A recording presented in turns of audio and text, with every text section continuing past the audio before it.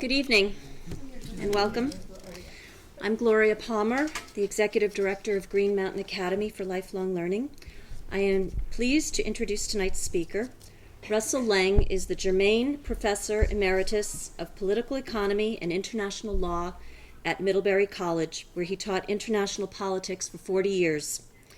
He has been the recipient of several grants from the National Science Foundation for his research on international conflict and diplomacy, which has yielded 2 books and over 50 articles in scholarly journals. He currently serves on the Middlebury Board of Trustees. Please join me in welcoming Professor Russell J. Leng.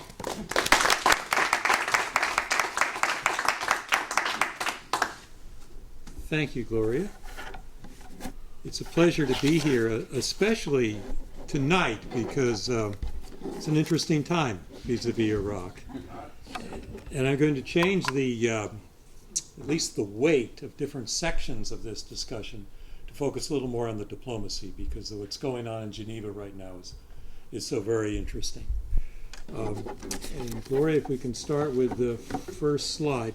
I've lost my pacifier, in a sense, that normally I can sit here and do the slides myself.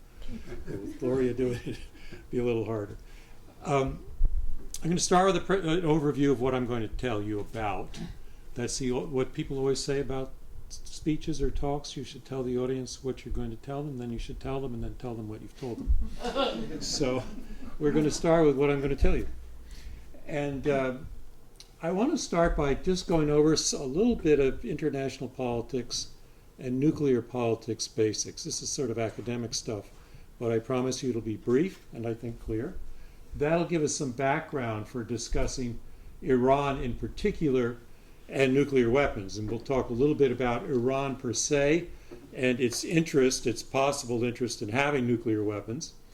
And then turn to the hot topics: the United States in Iran, Israel in Iran, the options for the West, and there are really 4 different things the West can do about what it perceives as this problem of Iran moving so quickly toward developing a nuclear weapons capacity. And one we're familiar with, economic sanctions. The second one is diplomacy. These 2 have been used together. The third is, if that fails, military force. We'll talk about the pros and cons of that option. And then the last plan C, you might say, is containment. That is, accept Iran as a nuclear power and deal with that problem separately. I want to show you a little bit on this map here. If you look at the position of Iran in the center of the Middle East there, notice its neighbors. If you look in the upper left-hand corner, there's Turkey. Turkey's a Sunni state. Iran is a Shiite state, so there's a sectarian difference there. Turkey, of course, is a Western ally. Would like to become a member of NATO. Would like to become a member of the EU.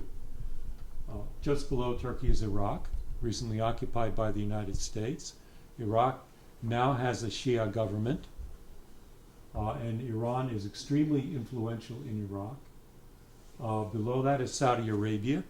As I'll point out later on, there's something like a Cold War going on in the Middle East and in the Gulf area right now between Saudi Arabia, a Sunni state, on the one hand, and Iran on the other, over which one is going to have the most influence and power in the region. Then if you look on the other side, there's Pakistan. Pakistan is a nuclear power, by the way, which is interesting. And then Afghanistan, which is hardly a stable country. And then above that, you have these small republics which were once part of the Soviet Union. And of course, Russia is also a nuclear power. So you can see Iraq is in a position where it could possibly be concerned about its security. And I want to show you that at the very beginning. Now, if we move to the next slide, Gloria, a little bit about international politics. International politics take place in what we call a system of anarchy. By anarchy, I don't mean chaos. By anarchy, I simply mean that politics takes place without government. A little bit like the House of Representatives. Just kidding. Things look better there today.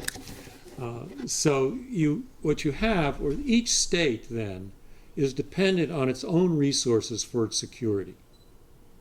So you have a world in which, in the very, very best of situations, relations are based on reciprocity. I'll do something for you, you do something for me. At worst, they're based on deterrence. If you do something I don't like, I'm going to make you sorry you did it. So in this system of self-help, you have a different kind of politics that goes on in a healthy domestic system, say like the United States, where you have a government that protects you, laws that people obey, courts that judge you if you're wrong. In this system, every state's dependent on itself. And in this system, we have what is called the security dilemma. The security dilemma is this: if you live in a world where you're simply dependent upon your own means for your security, and you're surrounded by states that you have reason to be concerned about, they're unstable, they may be hostile to you, you may have sectarian differences with them, they may have nuclear weapons and you don't, what do? Well, you try to make yourself a little more powerful than they are, so you have an effective deterrent. Now, if you do that and they feel the same way about you, which they're likely to do, what do? Well, they decide that they've got to step up or ramp up their own security, the size of their own military establishment, to make sure they stay out of you. And this is what we call the security dilemma. In a world where each state is concerned about its own security, it creates a very insecure world. Right? Because each one is trying to outdo the other in terms of its preparation should a war occur. And that's the kind of a world that we still live in to a large extent in a lot of places. Right? A lot of places we don't. Right? Norway and Sweden don't worry about that in their relations with each other, and the United States and Canada don't. But in this area of the world, in the Gulf region, in the Middle East, that's a concern. Now, a little bit about nuclear weapons. When you think about security, I want to begin with a distinction between two kinds of interests that states have. One is security interests. That's what I'm going to talk about first. Security or strategic interests. The other is reputational interests. Your sense of yourself and what kind of a state you are and your power. The strategic value of weapons generally is to fight wars. Wars can be fought, you can use weapons in two ways. One is brute force, and this is the common way in which wars are fought. That is, you simply overwhelm the army of the other side and take their territory. That would be what we normally think of in conventional warfare. The other kind of force that's used is sometimes called the diplomacy of violence. And that is, you use force not to take territory, but to inflict enough pain and suffering on the other side so that they end up giving you what you want. Okay. Nuclear weapons only fit the second category. That is, nuclear weapons are not very useful at all for beating armies and acquiring territory. That's just not the way they work. What they would be useful for is terrorizing populations and killing large numbers of people. Now I want to make a second distinction. You also make a distinction if you're trying to get someone to do something for you between what we would call compellence. Compellence is when you tell somebody, I want you to do something. Right? And deterrence. Deterrence is when you say, I don't want you to do something. Now, can you guess which one is easier to do? You've all had children, I bet, or no children. Which is easier? Deterrence, right? Because the other side can always say, well, I wasn't going to do it anyway. You didn't force me to do it. It's very hard to compel others, and particularly states, because the assumption about states is that they're very prideful, they're determined to maintain their own independence, and they don't like getting pushed around. So when you tell another state to do something, it's not likely to do it. When you think about nuclear weapons and their use in warfare, they are really only deterrent weapons. They don't work as compellent weapons. If you think of the history since nuclear weapons were first used at the end of World War II, at Hiroshima and Nagasaki, a lot of wars have been fought. And a lot of wars have been fought by nuclear powers, and sometimes nuclear powers against non-nuclear powers.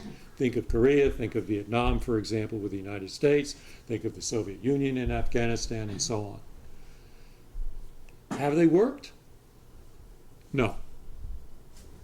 Basically, the only military use you can think of for a nuclear weapon strategically is to deter a nuclear attack from another country. Right? One of the famous global strategists when nuclear weapons were first developed, a man by the name of Bernard Brodie, said these are the first weapons ever manufactured to be never used. Because they serve a deterrent, and as a deterrent they also present a problem too, because they present an existential threat to the global community. That is, it's considered by some that if nuclear weapons had ever been used during the Cold War by either the United States or the Soviet Union, and one side had what we'd call a first strike capability, that is, it could knock out all the nuclear weapons of the other side so it couldn't respond, right? And the whole system of deterrence was based on that not happening. It couldn't happen. Was that it could create a nuclear winter. The nuclear winter would destroy all living material on Earth. So nuclear weapons are a kind of strange thing from a strategic value when you think about it for states to want. But the other kind of interest is reputational interest. And these are the things that relate to how a country thinks about itself.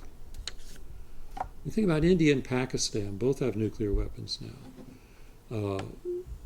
In a sense, it's their sense of, in India's case, India would say, it's a demonstration that we're a great power. Because who are the permanent members of the Security Council? The 5 states before India and Pakistan that had nuclear weapons.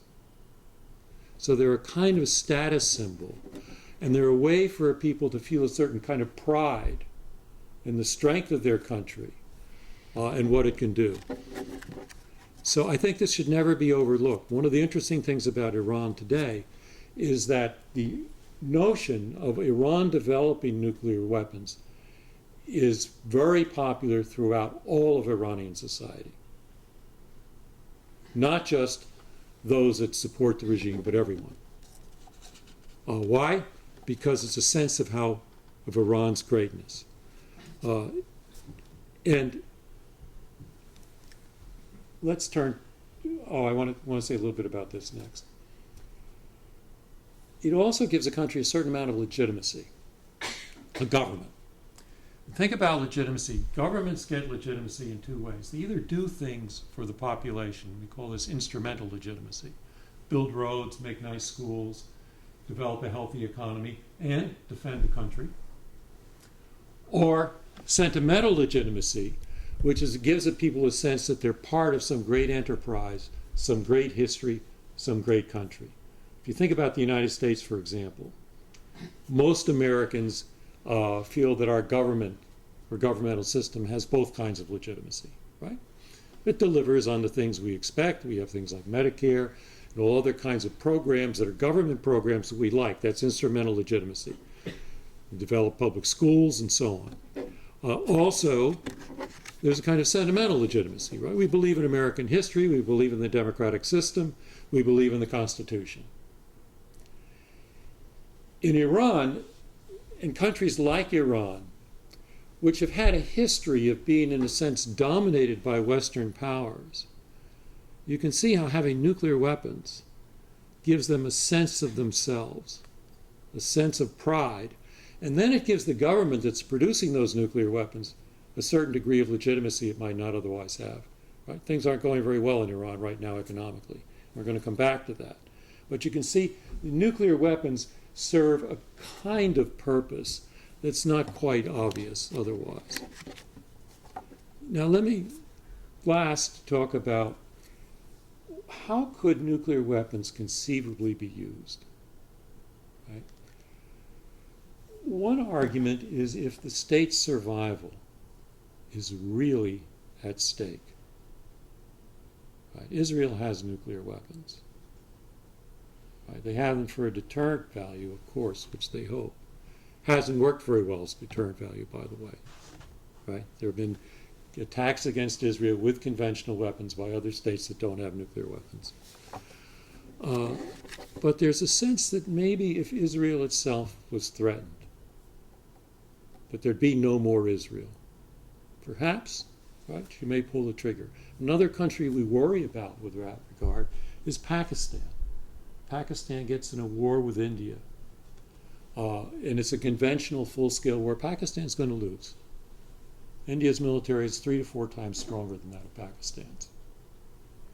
What happens if you're in Pakistan, you believe in an Islamic state in South Asia, India conquers Islamabad, it's moving toward Karachi, what then? Right. So that's one possibility. Another possibility, and this is the one that Mr. Netanyahu in Israel points out, right, with regard to Iran, is a totally irrational leadership. So far, that hasn't happened, right? And what leadership do we know of that could be much more irrational than that of North Korea? But that's the possibility. The leadership is crazy and does something absolutely outrageous. Another possibility that people worry about today is that nuclear weapons could be transferred to some terrorist organization. And one of the concerns in Israel, for example, and in the United States is what if these weapons get in the hands of Hamas or Hezbollah? So there's that concern. And then there's the concern that there could be preemption in an escalating crisis between 2 nuclear states, where each threatens the other threatens back, and finally one of these states believes that the other is going to attack it with nuclear weapons. What does it do then? Right, so that would be preemption. And then finally there's the possibility of an accident. The state thinks it's being attacked by nuclear weapons when it isn't. There are blips on the radar screen and they're wrong. So these are the conceivable, I'm not saying any of them are probable, conceivable causes of the use of nuclear weapons. Okay, let's go to the next slide. Well, here's where we stand with Iran. This is interesting. Remember our good friend, the Shah of Iran? This was in 1974. He was asked by Time magazine if Iran would ever have nuclear weapons. Without a doubt, and sooner than one would think. Nobody got upset about that.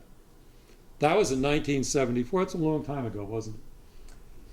Here's the public statement, and this has been said again and again and again. This is the current supreme leader, Ayatollah Khamenei, right? Our religious tenets and beliefs consider these kinds of weapons of mass destruction to be instruments of genocide and are therefore forbidden and considered to be haram.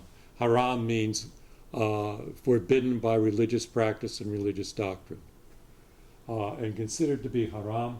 Our motto is nuclear energy for all and nuclear weapons for none. Well, that's the public statement. Okay, from Iran. So you can see the two. It's interesting to look at the two, and we'll go to the next slide now. What about, let's look at this a little more closely, Iran and nuclear weapons. Certain things I think are interesting about Iran. One is that Iranians, Persians or Iranians, consider themselves exceptional. Same, right? You remember in the last presidential campaign, I don't know if you remember, in the Republican parties, one of the candidates was accused by another candidate, remember they had all those panels and public debates, of not really believing in American exceptionalism, as if this were a kind of a sin. We believe in American exceptionalism, meaning that we're different from other people in the world and there's something very exceptional about us. And that's kind of common to all politicians in the United States. Well, the Iranians feel that way too. The interesting thing about Iran is that despite the fact that it's been conquered a number of times by Greeks, by Mongols, and of course by the Ottoman Empire, it has never lost its singular culture. Farsi is still the religion of Iran. It did not become Arabic. the language of Iran. It did not become Arabic. They've maintained a very separate culture. They were once a great civilization. They consider themselves a great civilization now. They're adamant that they are not Arabs. They are something different and something special. And although they believe in their exceptionalism, they went through a period of Western imperialism. And just a moment to tell you, I'm sure many of you are familiar with this, their relationship with the United States and Great Britain. Prior to World War II, they were dominated to a large extent by Great Britain. After World War II, they set up a somewhat democratic state, and the leader in Iran was a man by the name of Mossadegh, who began to take a somewhat socialist view. And this was the early period of the Cold War.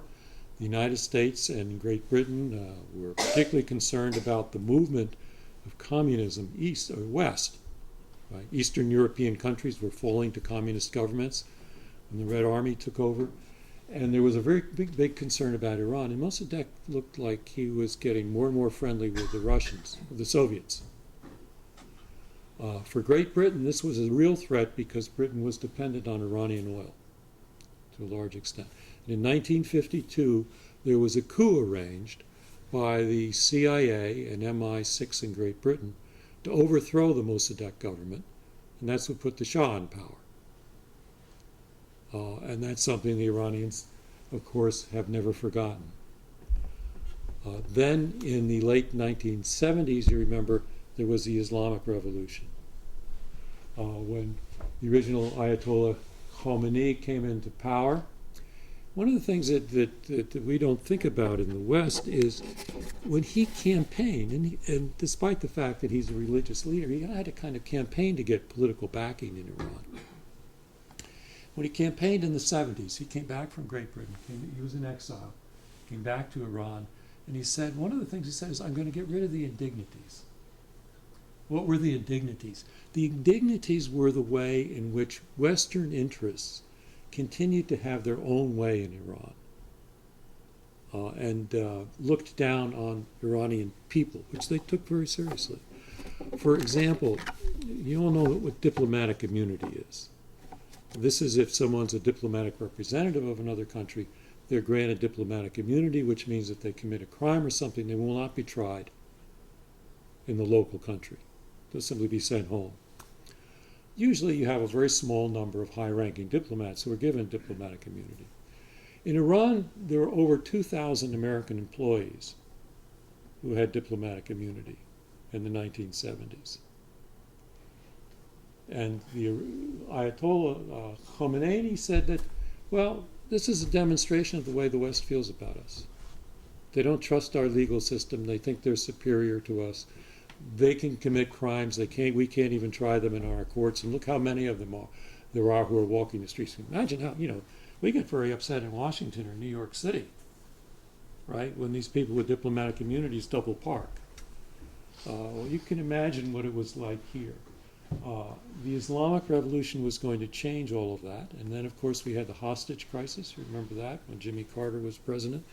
So there's a tough history between the United States and Iran that goes back to that period. I want to see. The other thing that bothered the Iranians was that after the overthrow of Mossadegh and the Shah came into power, he began to set up a more and more authoritarian government. Iranian citizens were picked up for political acts. They were tortured or killed. They went away to prison and were never seen again. And the United States was a very close supporter of the Shah. Remember, right after the revolution, just before the hostage crisis, when he was sick, he was dying of cancer, the United States brought him to the United States to treat them against the opposition of the Iranians. So there's this long kind of history of Western imperialism. Then there's the Islamic Revolution. And then there's this history, this nuclear history of Iran. And I want to say a little bit about that. When Khomeini took over, he said there will be no nuclear weapons in Iran. We don't believe in this. despite what had been going on with the Shah before. Then there was the Iranian hostage crisis, which took place in 1979 through 1980. Then in 1980, Iran became involved in a war with Iraq. I don't know if you know much about that war or have heard much about it. It lasted 8 years. Iran lost 750,000 people in that war. Right, that makes Vietnam for us look pretty small. Right. Excuse me, that's wrong. It's 750,000 together, Iran and Iraq. 750,000 battle deaths in this war. After the war, what do we know about what the United States thought about Iraq? Saddam Hussein was developing nuclear weapons, right? That's what we thought. So that became a kind of impetus for the government of Iran to change its position with regard to nuclear weapons. They thought that they might be necessary.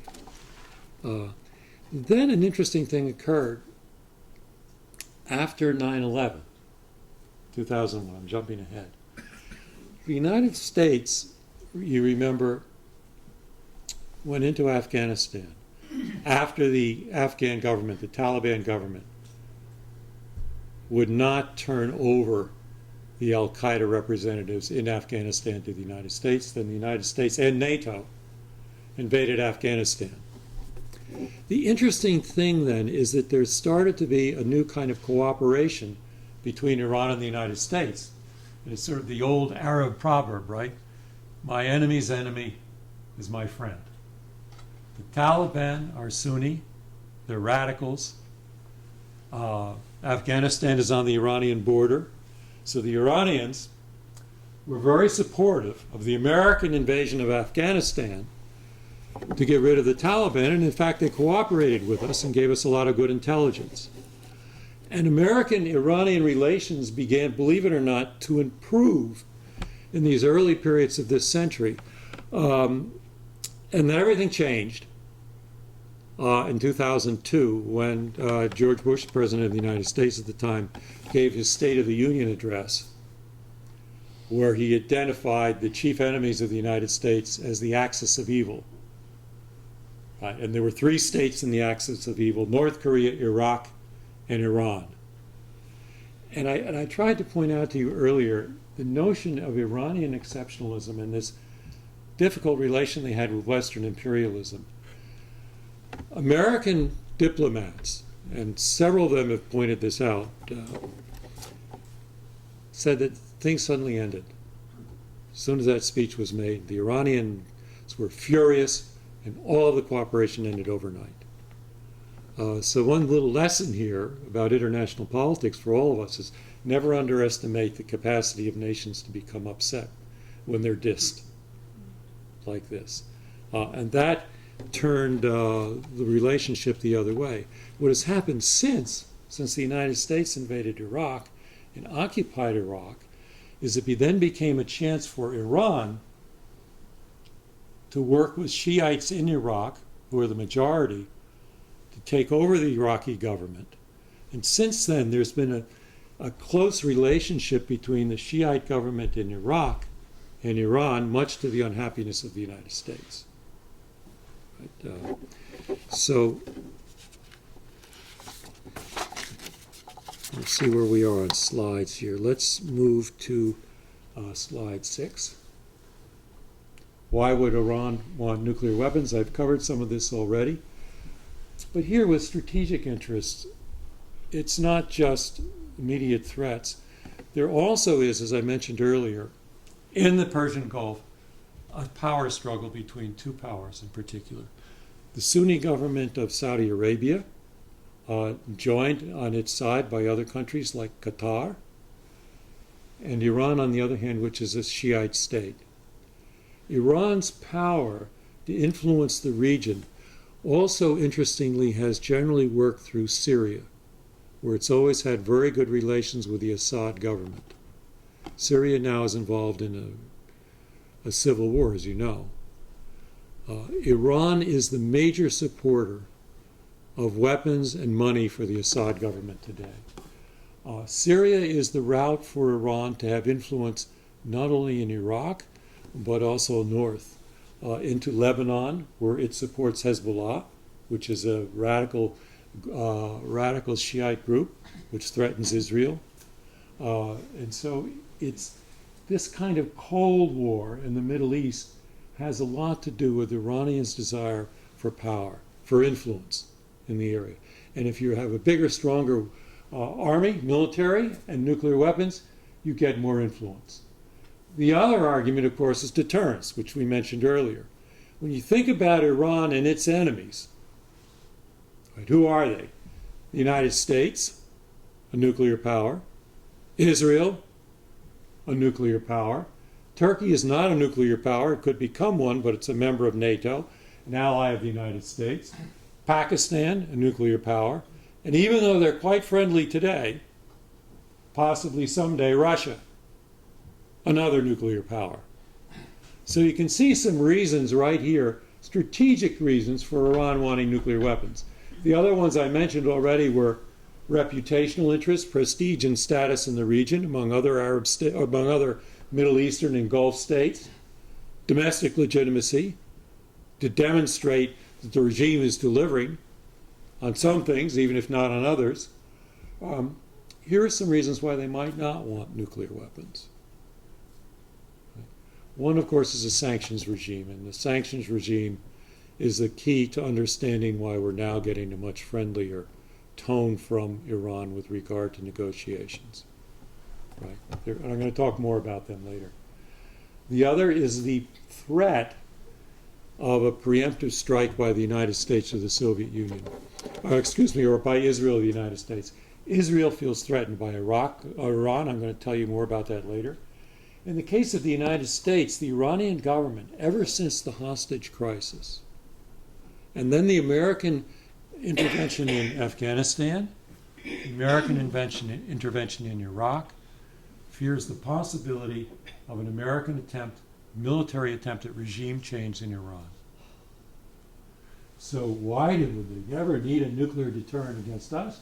Well, think about them looking at the history on the outside. What happened to Iraq? What happened to Afghanistan? Maybe that could happen to us. And Israel, of course, has openly threatened, right, a military strike against Iran. If they got nuclear weapons, right, or about to get them, this threat of a preemptive strike grows. Right? So on the one hand, it's nice to have these weapons for deterrence, but on the other hand, if you do have them, there's the threat of two powerful states, nuclear-powered states with powerful conventional weapons attacking you. Another reason is it would violate the fatwa of Khomeini and others who've said that having nuclear weapons would be a violation of Islamic religious doctrine as they understand it. Okay? And then finally, there's the possibility of real international isolation and hostility from other states if they have nuclear weapons. So there are good reasons to not move ahead with nuclear weapons. Thought you might like that cartoon about the Iranian nuclear program. Can you read it? Can you see it? Yeah. It's for domestic, for peaceful domestic uses. Okay, let's move to the next slide.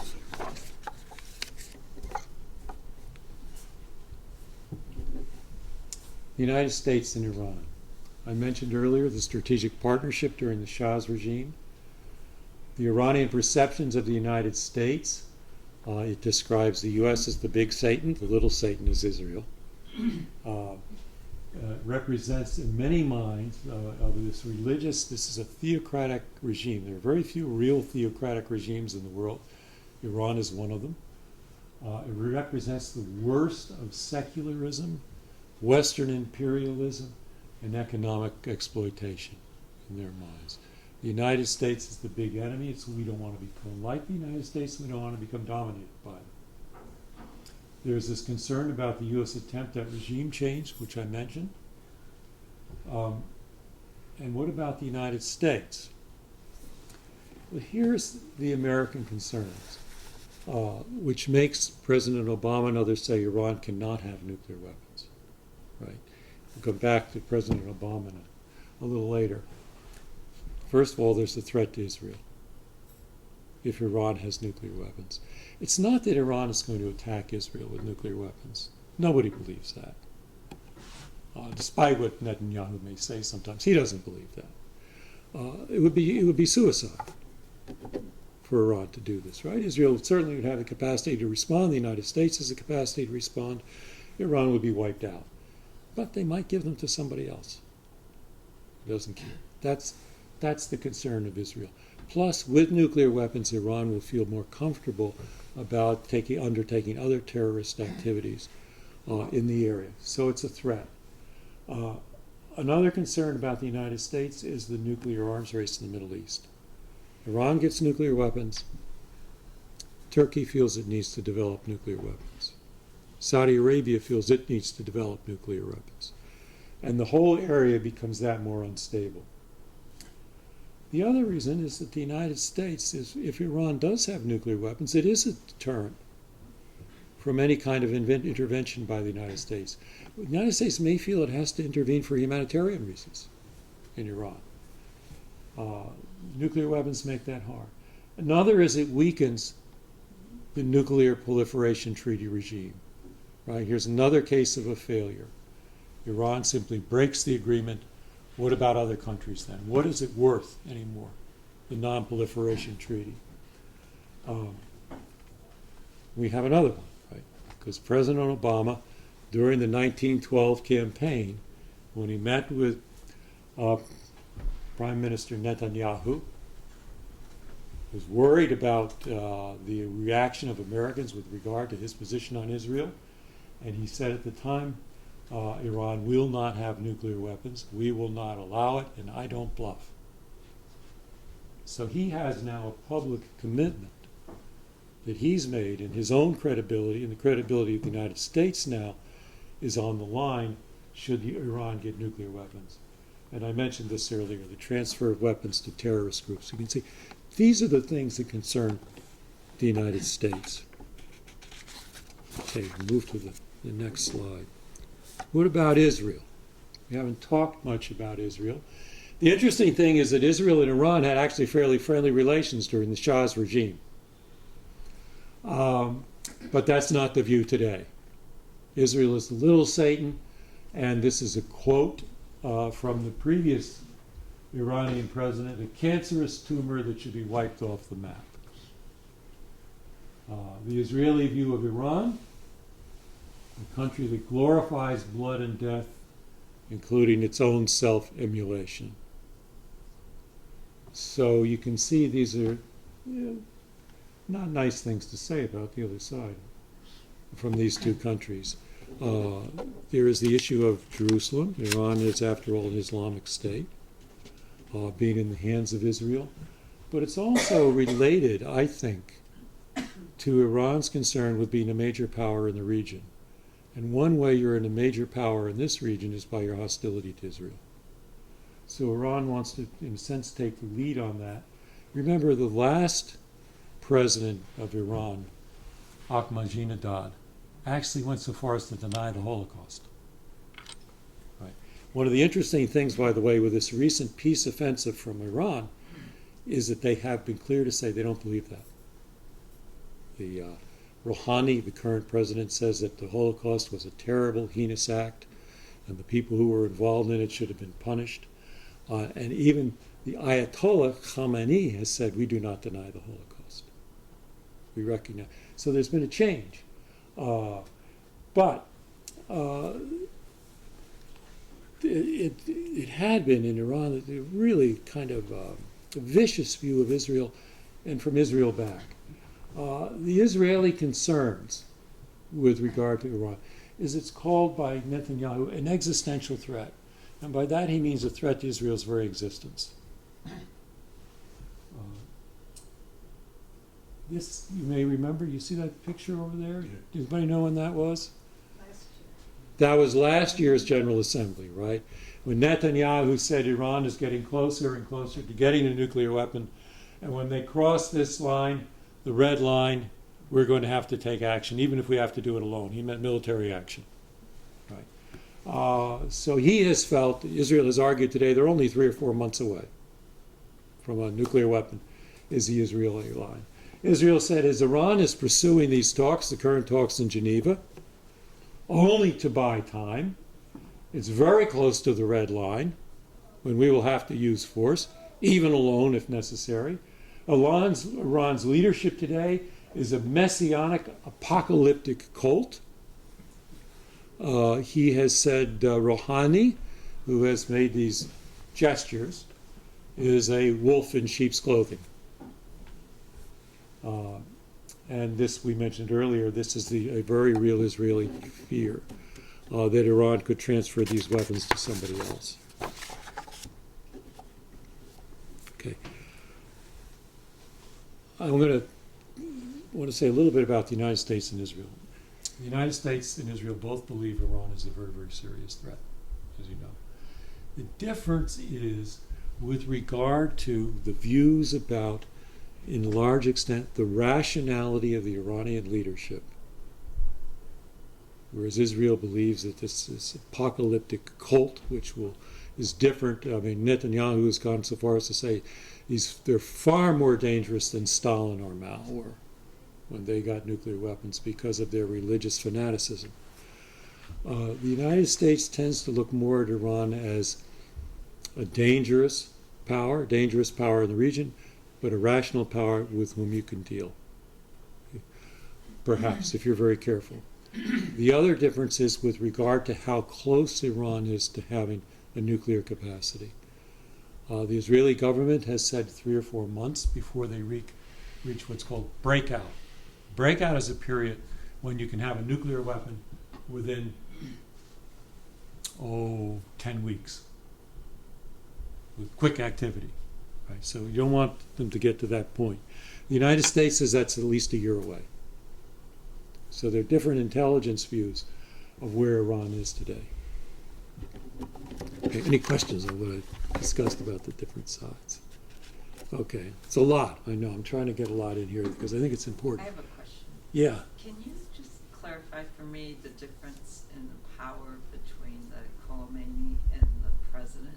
Yes. The Khomeini is the term they use is supreme leader. He is the power. The president really cannot do anything of which he disapproves. So this group of clerics, of which he's the head, run the country. The president is, in a sense, under the Ayatollah. So he's the real leader. Okay. And when he made his phone call to Obama, remember recently, Khomeini said, I agree with his intentions, but I think maybe he acted a little too soon. So that was, Big Brother speaking. Be a little careful here. Okay, now a little bit about nuclear weapons.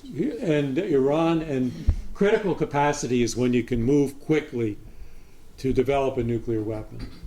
I want to talk a little bit about uranium. Okay, this is a little bit of science from a non-scientist. Uranium is composed of 2 isotopes. One is UR-238, and that's 99.28% of uranium in its natural state. The other is UR-235, which is less than 1%, 0.7%. UR-235 is the component of uranium that you need to create fissile reactions, either for peaceful nuclear energy or for a bomb. Okay. Now, civilian power plants need uranium that has become enriched. That means more UR-235 than 238 to about 3 to 5%. Okay. How do you do this? What they do is they put uranium into a high-speed centrifuge. A high-speed centrifuge is like the spin cycle on a washing machine. And when clothes go through the spin cycle, what happens? when you turn it off, what does it look like? Clothes are sticking to the walls, aren't they? And what happens in a centrifuge as it spins very, very fast is that the heavier isotope pushes to the outside, gets pushed to the outside, and the center consists of the lighter isotope. You can think of anything that's spinning around in a circle, right? If you can see if it's a heavier weight, the pressure is to go outside. So what they do is they suck out, they run it through the centrifuge, and as it's running, they suck out the UR238. So that what's left is a more concentrated UR235. So if you concentrate this up to 3 to 5%, and you can run a civilian power plant. Some research reactors need more for some medical research and other things, 12.5 to 19.75%. Nuclear weapons require 85 to 90% UR235. So that's a big jump, isn't it? But the jump from here to here, mathematically, my wife will correct me, she's a mathematician if I'm wrong, is about 30 times. This is about 30 times increase in the amount of UR2. The jump from here to here is more like 4 times. So, jump from here, this one, 20% to 85 to 95% is only about 4 times. So the fear is that this is the critical area, around 20% enriched uranium, when it becomes dangerous. And Iran has sidestepped this issue, so that's why it's the International Atomic Energy Agency guideline for peaceful nuclear energy. UR235 should be held to less than 20% enriched. Iran has gone over that. And when it goes over that, what it then does is it turns the uranium at this level into a solid state. Rather than being a gas or a liquid, it becomes a solid. And in that state, it cannot be used for nuclear weapons. So to do that, it's done this to stay below this level, the critical capacity level, for fear that then there would be a very severe Western reaction, American reaction, or Israeli reaction. So somebody tends to get up close and then it pulls back. And it turns this into solid, sort of like solid discs. 10 years or 12 years ago, when Rouhani was the chief negotiator then for a deal with the West on nuclear weapons, which didn't work out. 12 years ago, Iran had 164 centrifuges in operation. Today it has over 19,000. It's in 12 years. 1,000 of those are very highly advanced, meaning that they can really do the job. So that's the concern of the West. And the estimated time to critical capacity, they vary. As I said, most experts believe that by 2014, the middle of next year, Iran will be able to make a dash, 10 weeks, to produce 1 or 2 bombs. Now, that's not the same as a deliverable bomb on a missile. The thought is that Iran would be a couple of years away from that. Right? They can have a bomb, but then they'd have to put it on a freight train and take it somewhere and set it off. But, yeah. How do Western powers then decide at which stage their capacity is? Whether it's at the nuclear weapon stage or the research reactor stage? Well, we do have inspections. We do have IAEA inspections of the nuclear facilities. And they have given us some information, and it's intelligence sources besides that. The other key issue there is, at what point do you intervene? And the Israeli view is when they reach critical capacity. The American view so far has been when it appears that they're moving toward developing weaponization of their uranium. Do you see the difference? In other words, you can get the uranium to a critical capacity, but then you have to put it on a weapon, and the Americans say, when they start moving at that point, then we might have to use force. Okay. Iran's response until very recently has been to simply keep moving ahead, weather the sanctions, and get to where we need to get. Now, turn to the next slide. Is that all reasonably clear? So here are the options for the West. We come back to these. Sanctions, diplomacy, a military attack, or containment. And the current strategy for the West, and here it's not just the West. The group that's running the show on this is what's called the P5+1. The P5 are the 5 permanent members of the Security Council: the United States, Britain, France, Soviet Union, and China. +1, the one is Germany. Those are the countries that have been negotiating with Iran, okay, to this point. The current strategy is a combination of carrot and stick. We offer diplomacy and negotiations. That's the carrot. The stick is we use economic sanctions. So I want to turn to each of these briefly, and let's start with economic sanctions. I know I'm taking a lot of your time. I'll try to move quickly. Next slide. Here's the stick. And these are the sectors that are covered now. And you can see it's a long list. Iranian assets, trade and investments, assets of entities supporting terrorism, assets of Iranian officials abroad, export of nuclear, missile, and dual-use technology, etc. Sales of refined gasoline, and fairly recently, an EU embargo on the import of oil from Iran. Right? And here's the key one. This is what has brought them to the negotiating table more than anything else. They've been expelled from the global electronic, interesting, right? Our technological age. They've been expelled from the global electronic banking network, which is called SWIFT. They have no way of quickly transferring cash assets around the world. Their cash abroad is frozen, and then they can't, they want to make any kind of trades, they have to do it more or less by hand. Beg your pardon? When did that happen? Within the last year. And this has really hurt more than anything else. What are the economic effects? Oil exports have been cut in half since 2011. Oil exports represent 80% of the government's revenue. So you cut that in half, you can see where the government is. The inflation rate in Iran now is between 30 to 40%.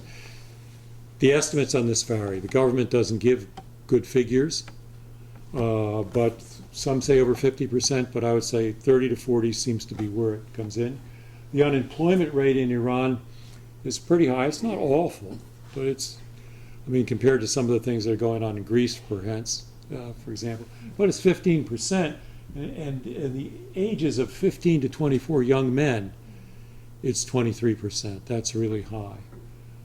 Assets from abroad are frozen. So there's a severe hard currency shortage for the government. And the government is deeply in debt now to private businesses and industries. The industries can't get money because the government can't pay off its debts to them. So that's a fairly desperate situation for the government. And that's what concerns them most. Now we'll move on to the next slide here. I have This a is, question. yeah. Is China buying oil from Iran? Yeah, and China is dealing with Iran. China is not observing the sanctions. And one of the interesting things here about China, from the Iranian perspective, is that they don't like being dependent on China. You see, the Chinese are the worst people we've ever had to deal with. They call the shots, or we get nothing, and then they take the best of all we've got. We get bad deals from them. So they don't like it. So China, in a sense, is breaking the rules of this regime, but it's not making the Iranians happy. Iranian diplomats have said several times to Western diplomats, we've got to do something. We can't be dependent upon this country any longer. So it's interesting. How much oil does the United States get from Iran? None. None. And it's never been very highly dependent upon Iranian oil. The interesting thing is, by the way, the United States is not dependent on oil from anywhere in the Middle East. The United States gets its oil from Latin America and Canada, and itself. Now we've got shale and so on. So that's not a real threat to the United States. Britain, yes. and France, but not the United States. And Japan too, probably. Yes, although Japan gets it from many sources now. But Britain and France don't get their oil from Iran because of the sanctions. Right, not now, no. No, and obviously they wouldn't have gone along with the sanctions if they were truly dependent upon it. That's something I want to turn to now. When do sanctions work? First rule of any threat, right? The cost of resisting must be higher than the cost of compliance. For example, sanctions that have never worked have been American economic sanctions against Cuba. Why? Well, what was the cost of compliance? The removal of the Castro regime. So if you're Castro, the cost of compliance there is a little higher than the cost of resisting, isn't it? Because once he's removed, what's his life worth? That was a problem also with regard to Iraq and Saddam Hussein. Right, we tried economic sanctions there. I'm talking about the first war, the Gulf War, when President H.W. Bush was President of the United States and intervened in Iraq. They didn't work because the cost of what we wanted was Saddam Hussein to leave. What would happen when he left? He'd be killed. Right? So he stuck it out. A second key is that the sanctions cannot be costly to the sanctioner. And in Iran's case, that works. Because the sanctioners are not that dependent upon Iranian oil or other products from Iran. So it works. And here you might say, well, the cost of resisting higher than the cost of compliance. Well, that's kind of an open question in Iran, isn't it? All necessary sanctioners participate. That's not so bad in this case. We have China that we mentioned, which is not a good participant. In some very famous cases where sanctions failed because not everybody who could supply what the country needed would participate. Think of the Italian War in Ethiopia. When there were League of Nations sanctions against Mussolini, And the United States didn't participate, Germany didn't participate, and they didn't work very well. So you have to have everybody. The sanctions have to harm the government, not just the people. In this case, what I've tried to show you on the previous slide is that is happening.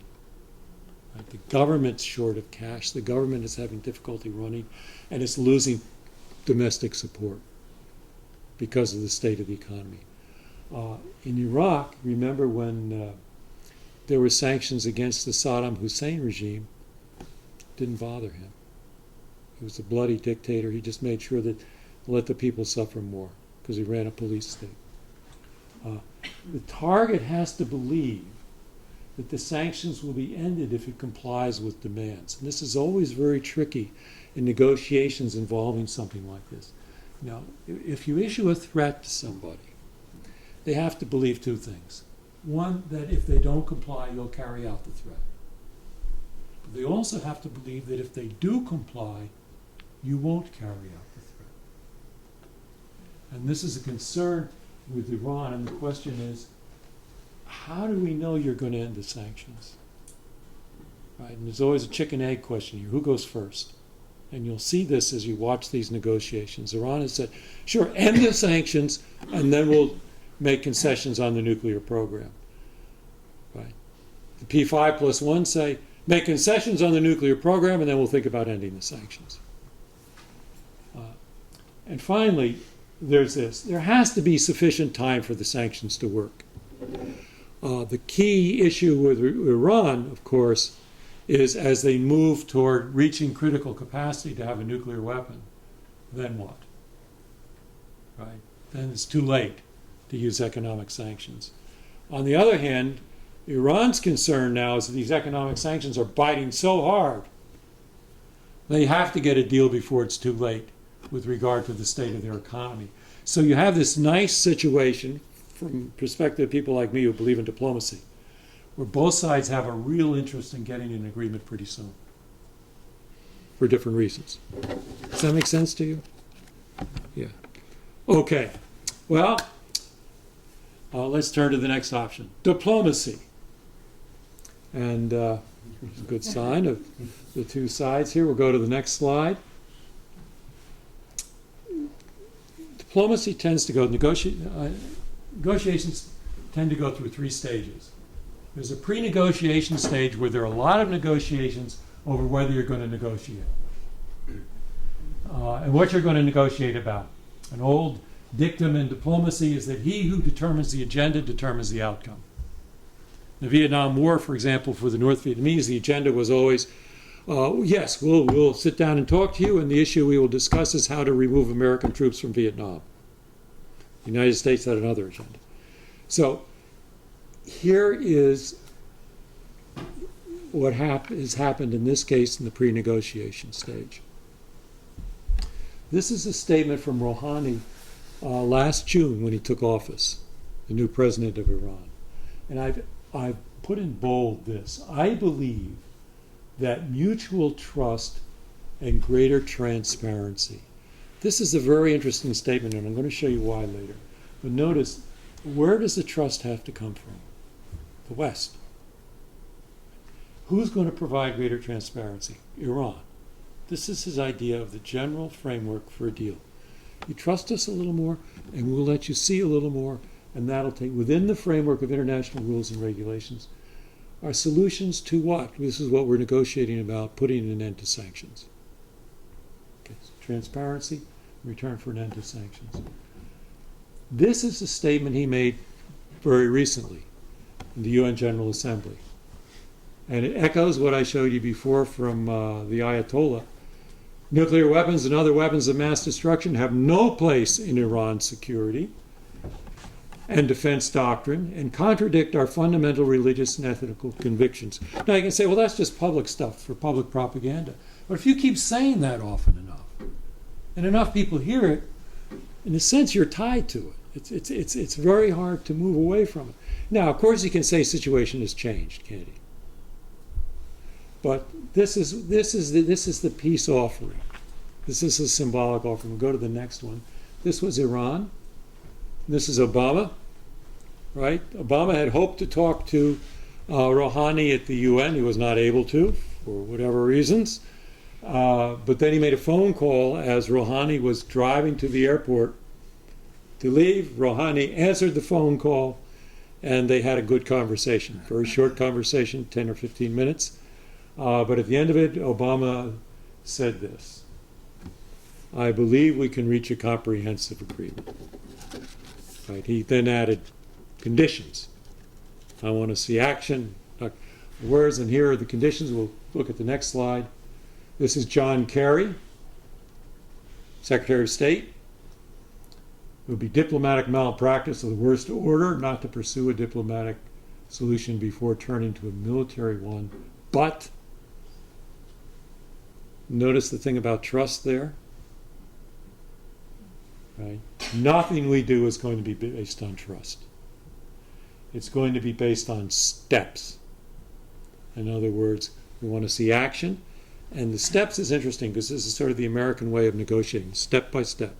We make a concession here, you make a concession there. We make another one that the term used diplomatically is concession convergence. Okay, but notice it's not going to be based on trust. We're keeping our eyes open here. Next slide. The talks opened yesterday in Geneva. Notice here it's the person you see there is Catherine Ashton. She's a Brit, and she is the high diplomatic representative for the European Union.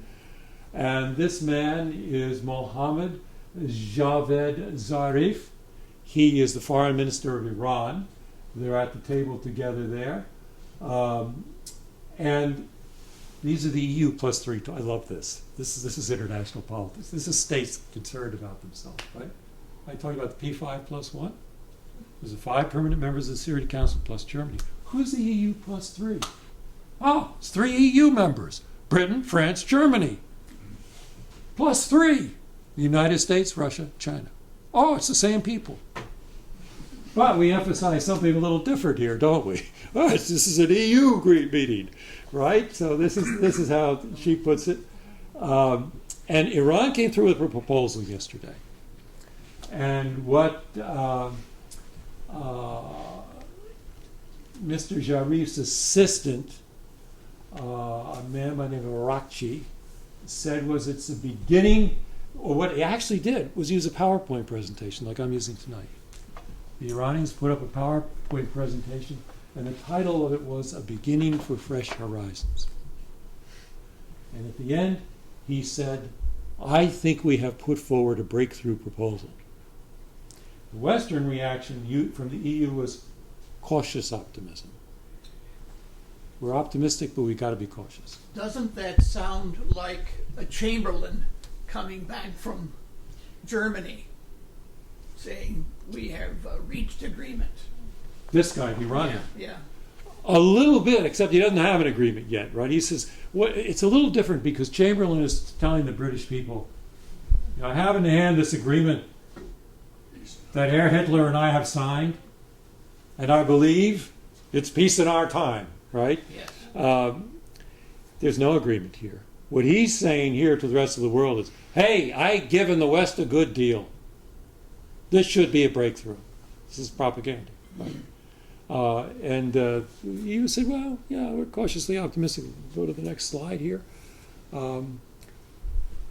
Here, I'm going to just go through the positions of the two sides because they're interesting. I mean, this is just diplomacy here. Here's the current position of I'm going to call them the P5+1. A nuclear-armed Iran is unacceptable. That's the position all along. 2, it will accept Iran's right to enrich uranium for peaceful purposes. Believe it or not, this is new. The original position in the West was Iran could have no enriched uranium. It should have no nuclear capacity. It's got oil, that's all it needs. So this is a change. It's a change Iran has insisted on, their right to enrich uranium for peaceful purposes. It will lift sanctions as progress is made with regard to the Iranian view. It demands, in return for lifting sanctions, this is the progress they're talking about, limits on enrichment to below 20% at least. And they may be thinking really about 3 to 5%. That's not clear yet. More comprehensive monitoring by the IAEA, the International Atomic Energy Agency, currently monitors. Iran has actually been pretty good about allowing them to visit nuclear installations. What they will not allow them to visit is other military installations where the IAEA feels that they may be developing missiles for delivering these future nuclear weapons. Iran doesn't like that because they say, hey, we ought to have some sovereignty left and some right to build our own security system. So this is what has been meant by greater transparency by Rouhani. We're going to allow you fuller inspections, more intrusive inspections. They want restrictions on stocks of enriched uranium, transfer of some currently highly enriched uranium to a third country for safekeeping. In other words, you've got too much already. We want some of it taken out, and we'll put it in some third country for safekeeping. Close some enrichment facilities, and the one they have in mind is this one. Do you know what Fordo is?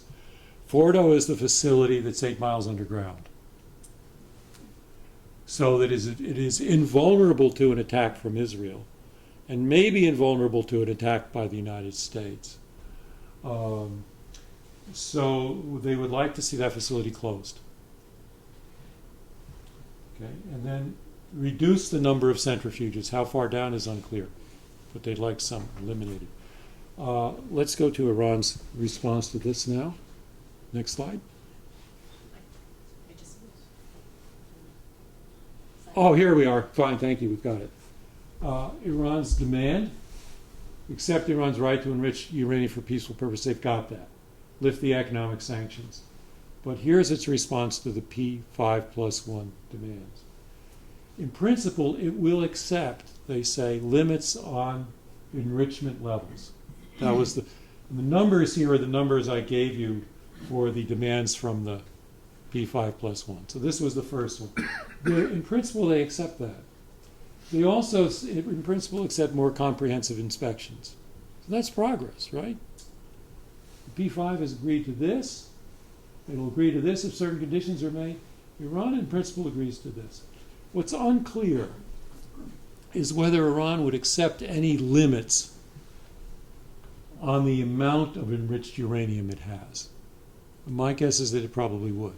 at some point in these negotiations. Whether it would accept the closure of the Fordo plant for developing nuclear power. Those are the centrifuges that are way underground. Whether they would or not, we don't know. And whether it would accept any reduction in the number of centrifuges, that's still unclear. These have not really been discussed publicly. Maybe in private, but not publicly. It flatly rejects shipping any enriched uranium to a third party. The Iranian foreign minister said that's a deal breaker. He says that's our red line. That will never happen. We will never do that. So you can see where they are. I would say, as somebody who studies diplomacy and negotiation, this isn't that bad. And this looks like there's a deal, possibly. Okay. To move on. The next Didn't we slide. agree at one point a couple of years ago, or to that last point, to shipping. Yeah, we uranium had to argued that, and we also argued that we wanted them to stop their enrichment facilities, and we would supply the enriched uranium at 3 to 5%. That was a no-go. They're entitled under the NPT, and they are a member of the NPT. They Absolutely. are entitled to enriched uranium for peaceful purposes.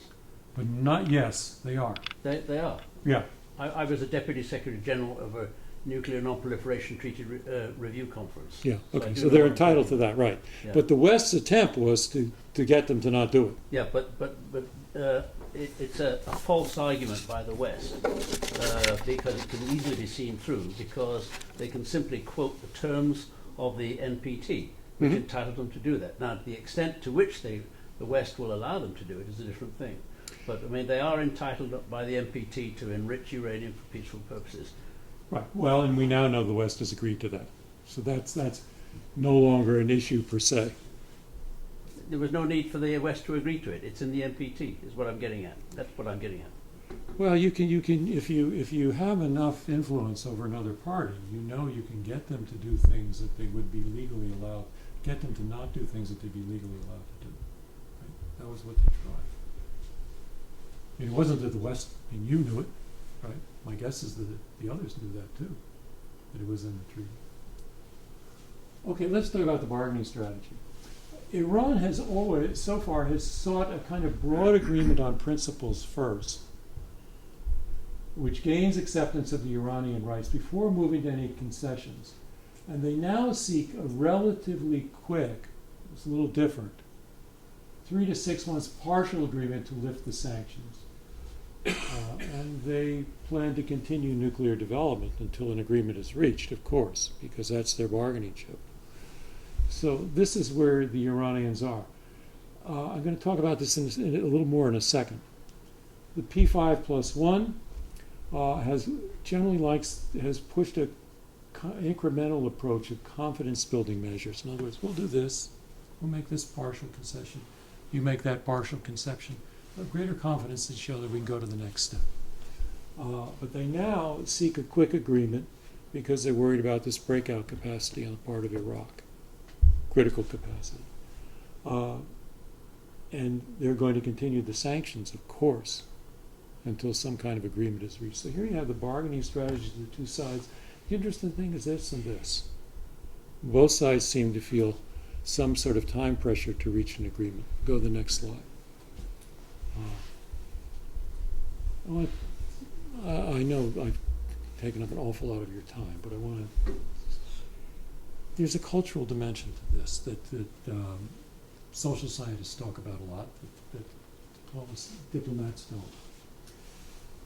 There's a distinction made between, I'm going to try this very quickly, distinction made between collectivist and individualistic cultures. The United States is an individualistic culture.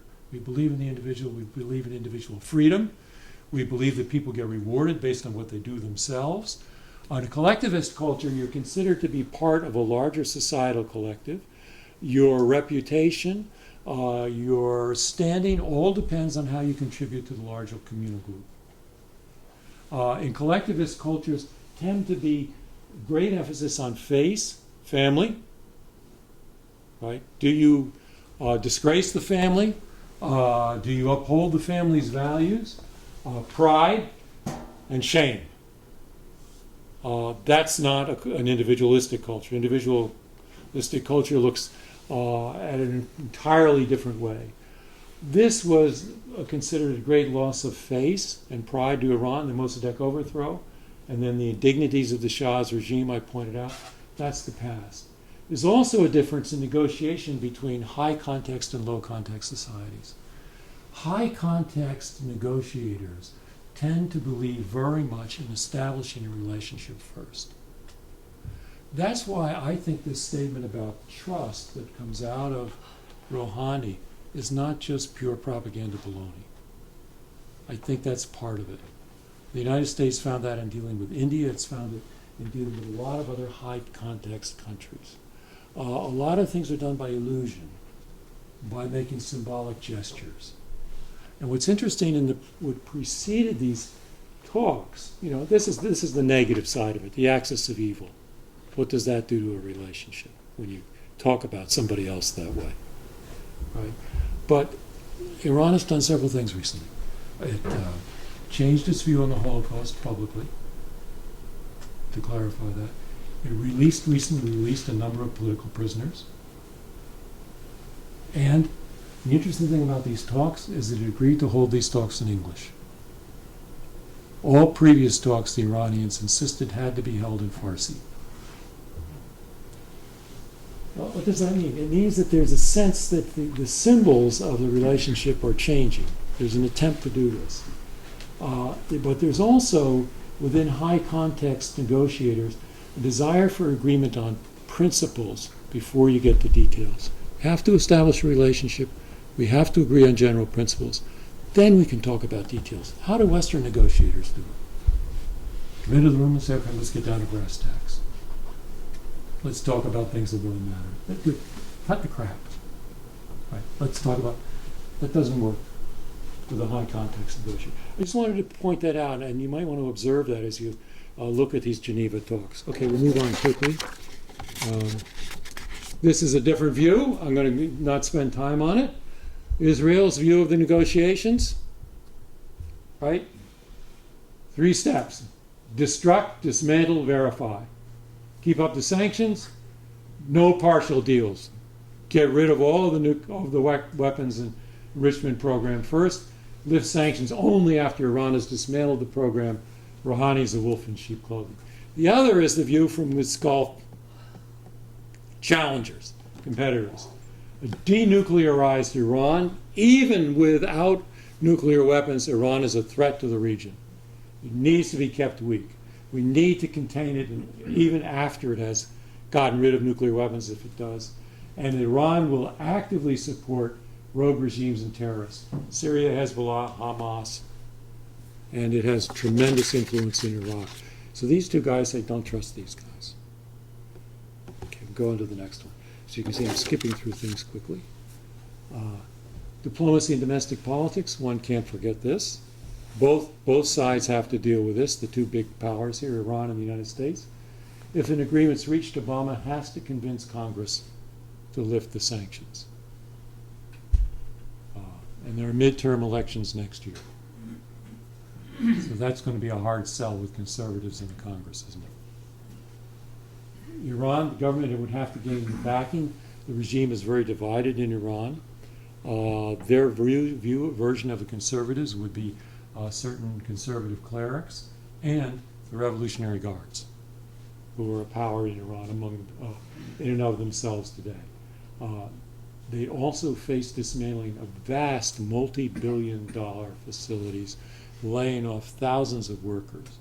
This is not a minor matter in Iran. So it will be very hard. And this is a comment just with regard to the first one, senior Iranian diplomat. Will Obama be able to tell Congress to lift the sanctions if we do get a deal? Okay, move on to the next one. So the domestic politics have to be considered here. Finally, the use of force. Is this too much? Tell me if I should skip ahead to the end. Getting tired? You are? No. Okay. There are their nuclear facilities. I won't spend time on them, but it gives you a quick idea if you look at it how many they have. how hard it would be to launch an effective conventional bombing strike to take them all out. Okay, next slide, please. Thank you. This is, on the other hand, this is the U.S. commitment. I mentioned this in 2012. This is the longer statement by Obama about I don't bluff. It's unacceptable. We mean what we say. As President of the United States, I don't bluff. All options are on the table, including the military component. Okay, next slide. So that's the military component. What are the benefits of using military force? Let's say diplomacy fails, or you can't get it through domestically on one side or the other, and Iran is moving toward critical capacity. It's estimated by most experts that an Israeli attack would set the Iranian nuclear program back about 2 years, at most.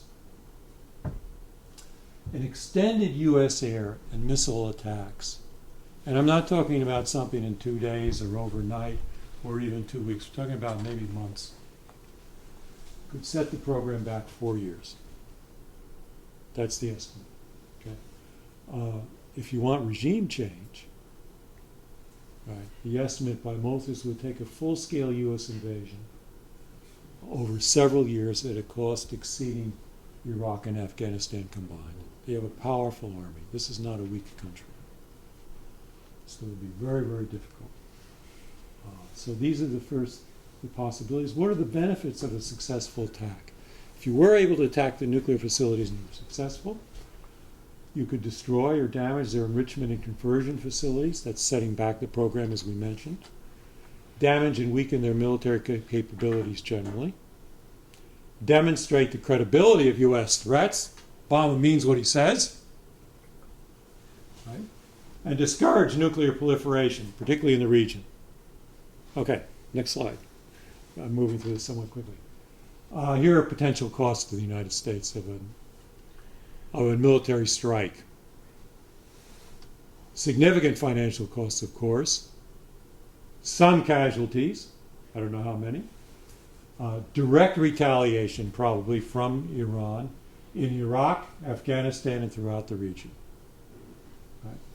Also retaliation via terrorism by Iran and its surrogates, Hezbollah, Hamas, others. Missile and air strikes against Israel are a possibility, not nuclear, but others. Regional and political instability, regional political and economic instability, higher oil prices, collapse of the united front against Iran's nuclear program, which has been so carefully built, that's going to fall apart. You're not going to have Russia and China with you anymore on this. It would reinforce Iran's determination to develop a nuclear program because it now knows that the West is openly hostile and trying to overthrow its regime. Okay? Increased support for anti-U.S. extremist groups throughout the Middle East. This will be an attack on an Islamic country, again, by the imperialistic West. And it would unite the Iranian public behind the regime against the United States. Those are the estimated costs. These are not by some left-wing liberals or something. These are by people at places like Brookings and other think tanks. These are the estimated costs. Next slide. What if all fails? Right? Then you could try containment. Decide you're not going to use force. The costs are too high. Diplomacy doesn't. But maybe we can live with a nuclear Iran. That's the final argument. I'm almost done. You avoid the costs and risks of military action, of course, and there's a greater sense of security for Iran that could lead to a more moderate approach. If we accept them having, after all, we've accepted it with Pakistan, we've accepted it with India, we've accepted it with North Korea, not to mention China and the Soviet Union. Well, maybe this will move Iran toward greater moderation. Those are the arguments. Okay? Here are the potential costs. This is certainly weakened, isn't it? As President Obama said, they will not get nuclear weapons. I say this as President of the United States and I don't bluff. Netanyahu has said we'll do it alone if we have to. So it affects Israel too. it would create nuclear proliferation in the region, possibly. Other states would want nuclear weapons. Transfer of weapons and material, possibly to terrorists and rogue states. U.S. diplomatic and economic resources were going to have to be devoted to containment in the region because Iran would become more dangerous. It would weaken the non-proliferation treaty regime. Are there historical analogies? Yes. Right? We have accepted nuclear weapons in USSR, China, North Korea, Pakistan. All were considered dangerous at one time or dangerous now. The last two especially are considered dangerous now. I have a question mark by Pakistan because that's probably the most dangerous country in the region. Okay, final slide, I think. Here's a strategy you'd have to pursue. Diplomatically isolate Iran, continue the sanctions, develop covert operations, and you can see U.S. and Israeli nuclear deterrent capabilities rely on internal forces for long-term. In other words, you just hold them back, do the same thing you did with the Soviet Union, and hope that someday there'd be regime change internally within Iran. That's not inconceivable, is it? And that's a possibility, maybe not such an awful possibility. Okay, next slide. So finally, after all this time, and I'm sorry it took so long, we come to the end. You decide. That's Netanyahu, Obama. That's the older Iranian President, Ahmadinejad. Right. So, questions. I'm sorry I took so long, but I think it's interesting stuff. Really good. Going for questions? A few years ago, the Israelis and perhaps the U.S. sent some worms into their centrifuges. Yeah. Knocked out their capability, which at the time we thought would be effective, but apparently it wasn't so. But it was effective. It did set back the program quite a bit.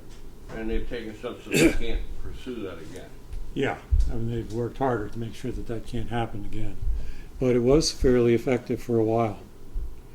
Didn't improve relations, right? But it was effective in slowing down the program, yes, it did. At least that's what most experts say. So it did have some effect. Any other questions or comments? Your cost to the United States didn't include the closure of the Straits of Hormuz. And the closure of the Straits of Hormuz would mean that the oil supplies from the Gulf states to China and to Japan would then be cut off. And that would really piss off China in a big way. And the United States can't afford to antagonize China along those lines. Neither, since Japan has now closed all its nuclear power stations after Fukushima, Japan relies even more heavily on the oil coming in. So in other words, there are, even your long list of 9 items could actually be extended further. Sure. It really could be very, very significant. Oh, I think if the United States used force to take out those nuclear installations, the cost would be enormous. Which is one of the reasons why I simply don't believe that the United States would do that. And it is beyond Israel's capacity to launch a really successful air attack. Now, it could cause damage, I grant you, but the bunker busting bombs, Israel doesn't have those. GBU 28, which they I believe have about 100. They in fact can only go down to explode in something like 5 to 8 feet of reinforced concrete, and wouldn't be able to touch the Fordo installation, which is 300 feet underground, and added to which it's 1,000 miles, even by direct route flying across Jordan and Iraq to get to Iran.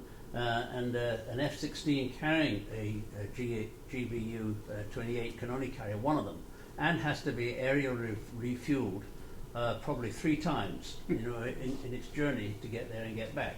So in other words, it would be something which Israel would have to think of very, very carefully as to what it's stirring up. And I'm sure if there's one thing that keeps any US president awake at night for a telephone call at 3 a.m., it is to be answer his telephone and to hear that Israel has decided to launch an attack on Iran.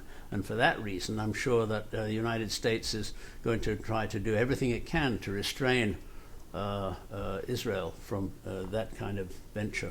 Yeah, I would agree completely. And I think one of the interesting things recently is that as this diplomatic initiative is developed, Netanyahu has not talked as much about the use of force. Even on that list that I had up there, he's been talking about tightening the sanctions. So the tone has changed from Israel. And you remember the threat that came out about a little over a year ago. The assumption then was that if Israel was going to do something, it would have done it last spring. So I think you're correct. I think the Israelis know what the score is. They don't want to go alone.